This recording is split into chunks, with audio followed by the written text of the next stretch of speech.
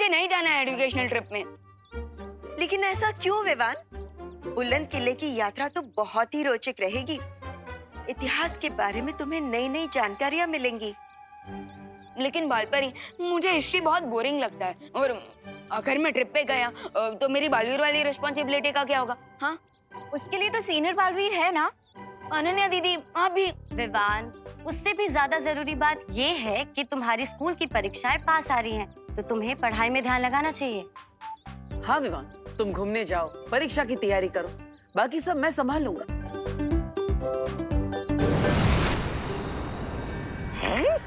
अरे महाराजा, पता नहीं आजकल आपको ये नए नए शौक का चस्का कहाँ से लग जाता है।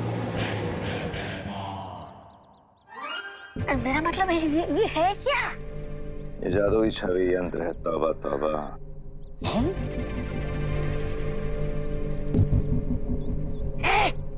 अरे ये महाराजा,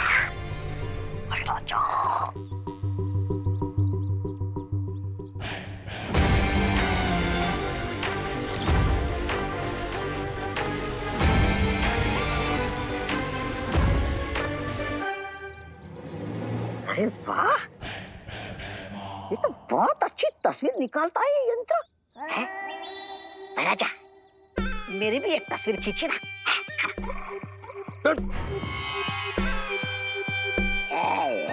मजा लेने ही नहीं देते। विवान, मैं क्यों करूंगा परियों से तुम्हारी शिकायत? अरे विवान, मैं तो तुम्हें छुट्टी दे रहा हूँ, घूमने का मौका दे रहा हूँ, पढ़ाई करने का मौका दे रहा हूँ, तो तुम्हें तो ये सब पॉजिटिवली लेना चाहिए और मुझे तो धन्यवाद बोलना चाहिए। थैंक्स। और हिस्ट्री ट्रिप के लिए हाँ, नो थैंक्स। और देखो भैया, मुझे ना आपसे बात ही नहीं करनी, कट्टी। अरे विवान, विवान, विवान, विवान रुको। अगर तुम परीक्षा की तैयारी नहीं करोगे भैया, आपने रहने ही दो। आप जो बोलोगे वो मुझे तो सुनना ही पड़ेगा, क्योंकि मैं तो छोटा हूँ और आप बड़े हो। आप छोड़ ही दो। अरे विवान, माँ ये भैमार के हाथ में ये कौन सा यंत्र है?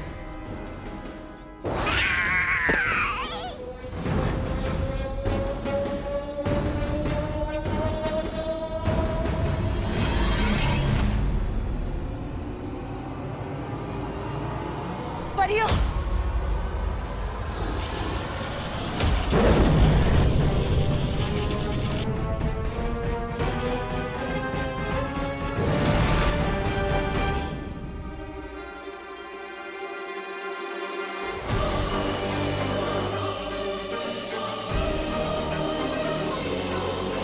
आखिर ये कौन सा यंत्र है?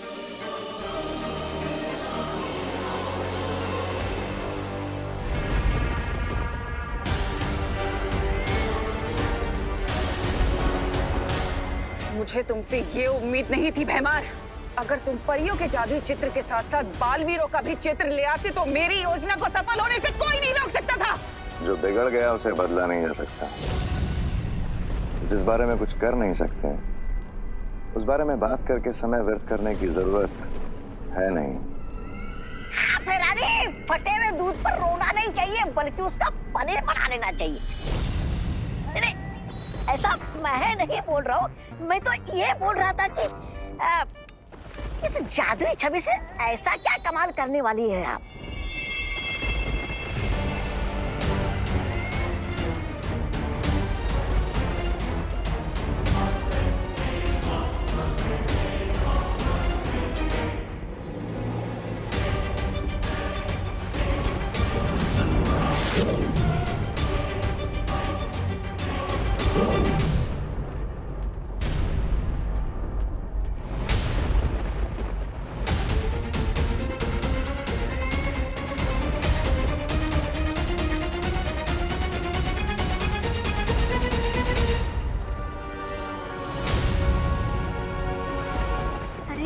भैरानी, आप इस वीरलोक की मुसीबत को यहाँ पर क्यों लेकर आई?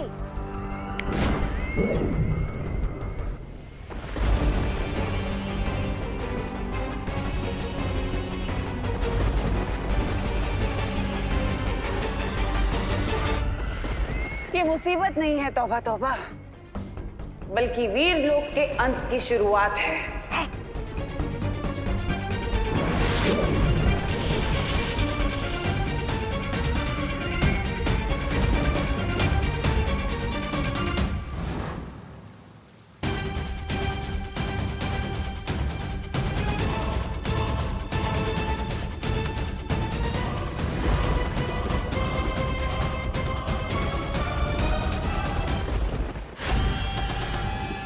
तो बच्चे लोग, ये है बुलंद किला द्वार। अच्छा है ना? आज हम यही देखेंगे। आ जाओ, कम ऑन इन। चल विवान। क्या हुआ विवान? तुझे देख के तो ऐसा लग रहा है कि तू हिस्ट्री ट्रिप में नहीं 14 साल के वनवास में आया है। दीदी, वनवास भी ना इस हिस्ट्री ट्रिप से ज्यादा इंटरेस्टिंग होता है, क्योंकि वहाँ पे जंगली जानवर होते हैं, घर बनाना पड़ता है, आग जलानी पड़ती है, शिकार करना होता है। लेकिन यहाँ हिस्ट्री ट्रिप में बस पास्ट की बोरिंग बातें सुनो। विवान, अंदर चल के तो देख, शायद कुछ एक्साइटिंग हो। चल चल। आओ बच्चों, आ जाओ सब। संभाल के आना, संभाल के आराम से। ध्यान से। सर शायद सेल्फी लेने के लिए गिरे होंगे। You got it right, selfie ले रहे।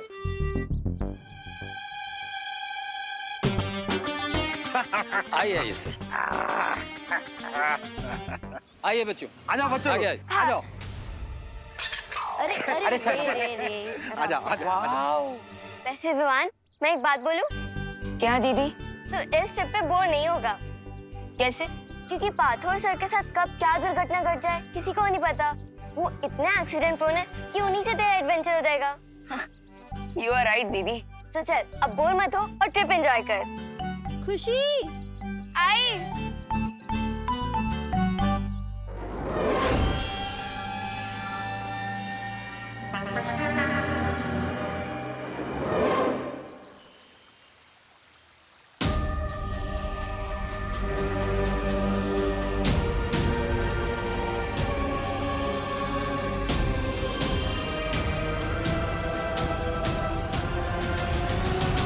शौर्य, ये कैसा यंत्र है?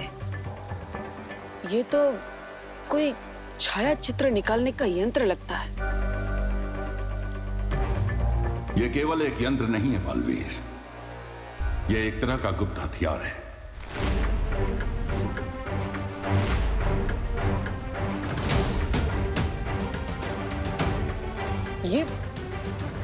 ये और एक गुप्त हथियार। लेकिन इस हथियार की मदद से ऐसा कौन सा आक्रमण किया है हम पर तिम्नासा ने, जिसका असर अभी तक दिख भी नहीं रहा?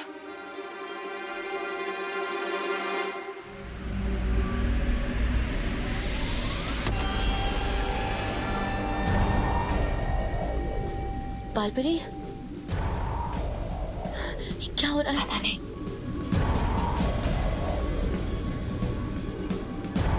रियो, माँ,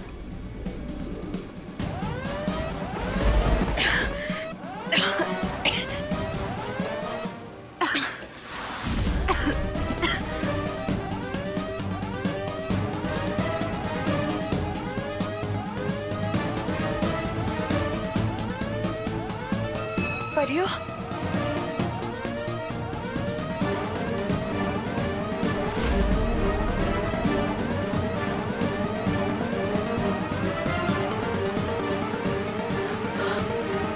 माँ, माँ, ये क्या हो रहा है आपको? ये क्या हो रहा है?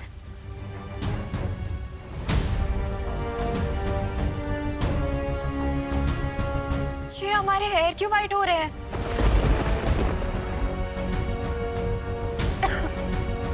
अरे ये आप सबके बाल सफेद क्यों हो रहे हैं? शौर्य, परियां तो कभी वृद्ध नहीं होती है। कहीं ये तिम्नासा का आक्रमण तो नहीं है? इसका अर्थ यह है कि तिम्नासा ने जादुई छवि यंत्र से परियों पर समय रेत का जादू किया है। जैसे जैसे परियों की छवि इस रेत के नीचे दबती जाएगी, वैसे ही वहां उन असली परियों की उम्र हर एक पहर में 1000 साल तक बढ़ती चली जाएगी।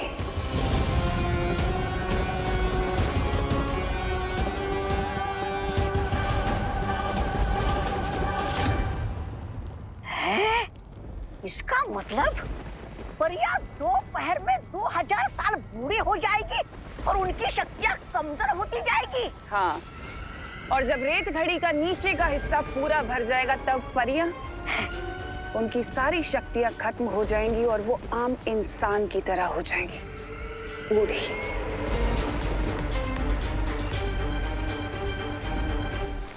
शौर्य, समय रेत के असर को रोकने का कोई ना कोई रास्ता तो होगा। उपाय है, और उस उपाय का नाम है गुरु ज्ञानी।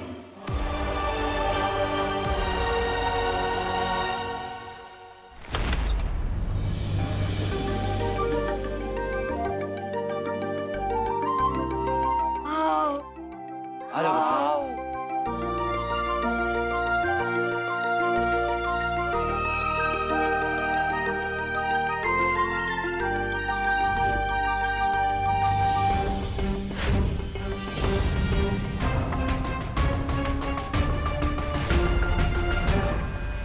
बच्चे लोग, इस किले का थोड़ा हिस्ट्री बताता हूँ।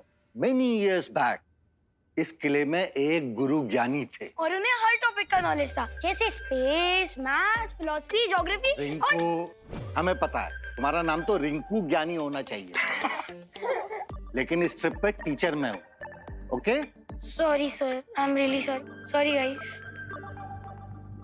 तो बच्चों, गुरु ज्ञानी के पास एक ऐसा सीक्रेट नॉलेज था जिसे अगर कोई गलत आदमी सीख लेता तो पूरी ह्यूमैनिटी के लिए डेंजर हो सकता था। Rinku, sorry guys, sorry sorry sorry sir, carry on. तो गुरु ज्ञानी के इस सीक्रेट नॉलेज को कोई उनसे छीनना चाहता था। कौन सर? महाबली। गुरु ज्ञानी ने अपने इस शिष्य को अपनी सारी विद्याएं सिखाई थी, केवल एक विद्या छोड़ के। वो कौन सा सीक्रेट नॉलेज था पार्थो सर जो गुरु ज्ञानी महाबली को नहीं सिखाना चाहते थे? वो सीक्रेट नॉलेज था कभी बूढ़ा न होने की विद्या। कूल। उस विद्या को सीख के महाबली हमेशा के लिए यंग एंड पावरफुल रहना चाहता था, बट गुरु ज्ञानी को डर था कि कहीं उनका ये स्टूडेंट महाबली उस ज्ञान का, उस विद्या का गलत इस्तेमाल न करे। जब महाबली को वो सीक्रेट नॉलेज नहीं मिला तब उसने क्या किया? उसने एक अनथिंकेबल काम किया। महाबली ने अपने ही गुरु पर अटैक कर दिया और पूरे 1 महीने तक उन दोनों के बीच घमासान लड़ाई चली। 1 महीने तक? लेकिन शौर्य, मैंने तो सुना था कि गुरु ज्ञानी के पास अपने शत्रुओं के मन के विचार पढ़ने की शक्ति थी, तो फिर 1 महीने तक वो महाबली के साथ क्यों लड़ते रहे? क्योंकि उनका शिष्य महाबली बहुत ही चतुर था। उसने गुरुज्ञानी के मन को पढ़ने वाली शक्ति का सामना करने के लिए एक विशेष कवच बना लिया था, जिसे पहनने के बाद गुरुज्ञानी की शक्तियां उसके ऊपर काम नहीं कर सकती थी। तो बच्चे लोग, ये है वही मुकुट। वाओ। नो सर, सर ये वो मुकुट नहीं है, ये उसकी कॉपी है। असली मुकुट तो महाबली के साथ जमीन में धंस गया था sir. I know Ramakanto. Excuse me sir, मेरा नाम रोमोकांतो नहीं है, रमाकांत है। बंगला में रमाकांतो ही होता है। बच्चे लोग, तुम लोग यहाँ एक्सप्लोर करो, इसके बाद फिर लाइब्रेरी आना। वहाँ गुरु ज्ञानी और महाबली के बारे में लिखी हुई बहुत सारी किताबें। Okay sir. सुतली, वो देख। गुरुज्ञानी ने अपना सारा ज्ञान एक किताब में लिखा था और महाबली उस किताब को अपने गुरु से छीनना चाहता था, ताकि वो हमेशा युवा और शक्तिशाली रहने का रहस्य सीख सके।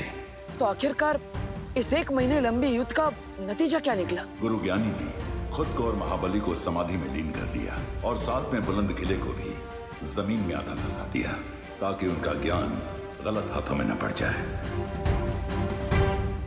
बालवीर, तुम्हें परियों की मदद करने के लिए गुरुज्ञानी को समाधि से जागृत करना होगा।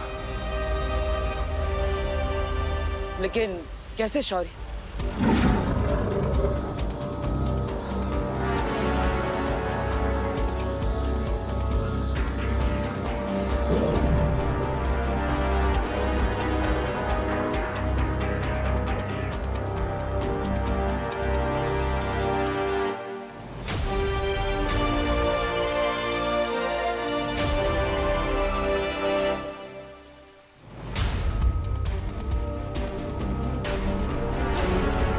ये क्या है शौर्य? इस जीवक यंत्र से अगर तुम बुलंद किले के नीचे दबी गुरु ज्ञानी की समाधि को स्पर्श करोगे तो वो जागृत हो जाएंगे।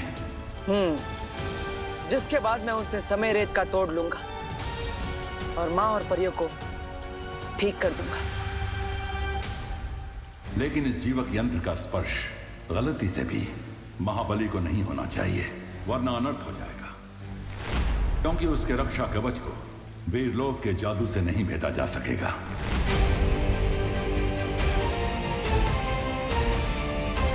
चिंता मत कीजिए शौर्य, मैं इस बात का ध्यान रखूंगा।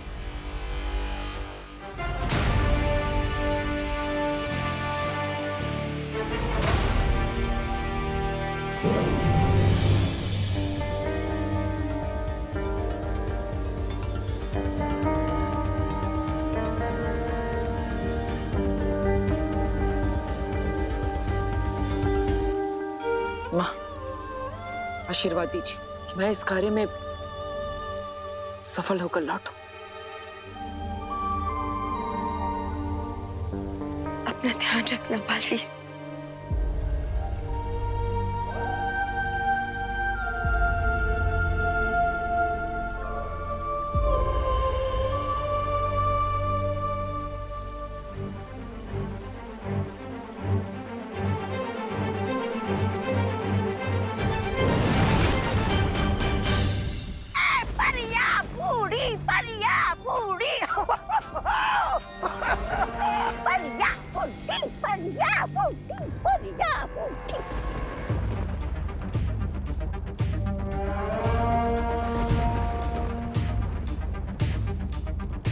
एक बार ये परियां बूढ़ी और कमजोर हो जाएं, तो उसके बाद वीर लोक की सारी शक्तियां कमजोर हो जाएंगी।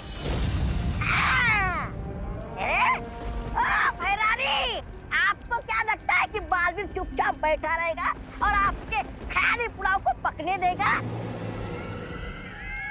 नहीं, ऐसा मैं नहीं बोल रहा हूँ।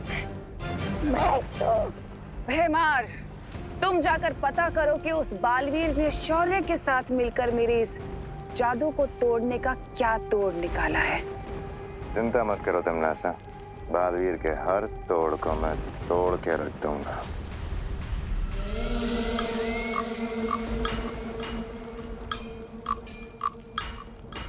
इसीलिए तो तुम मुझे बहुत पसंद हो भैमार, क्योंकि तुम किसी भी तरह के खतरे का सामना करने के लिए हमेशा तैयार रहते हो। हाँ, लेकिन मैं अपने छोटे पैरों से इतनी लंबी यात्रा करने के लिए बिल्कुल तैयार नहीं हूँ। मेरा मतलब ये है कि भैरानी अभी बालवीर कहाँ है, ये अगर हमें पता चल जाएगा तो हमारा समय बर्बाद नहीं होगा ना, है ना भैराजा?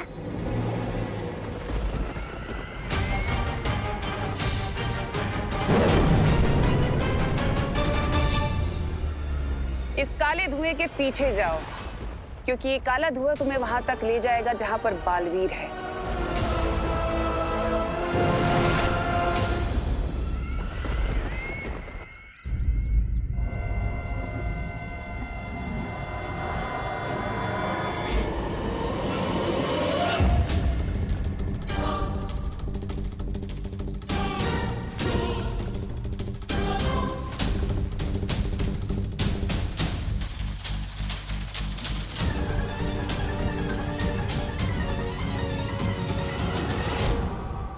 जो धरती के नीचे दबे इस किले में गुरु ज्ञानी की समाधि को ढूंढना होगा।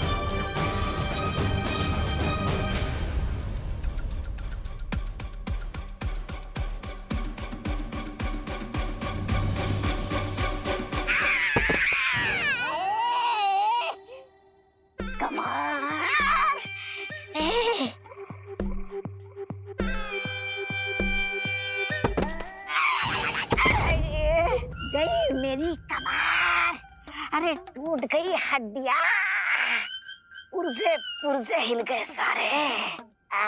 महाराजा, मैं क्या कहता हूँ, रात को थोड़ी मालिश बिलिश कर देंगे क्या मेरी? कमर टूट गई। बकवास बंद करो वरना गर्दन की हड्डी भी तोड़ दूंगा। मैं ठीक हूँ। मेरी कमर एकदम ठीक हो गई है।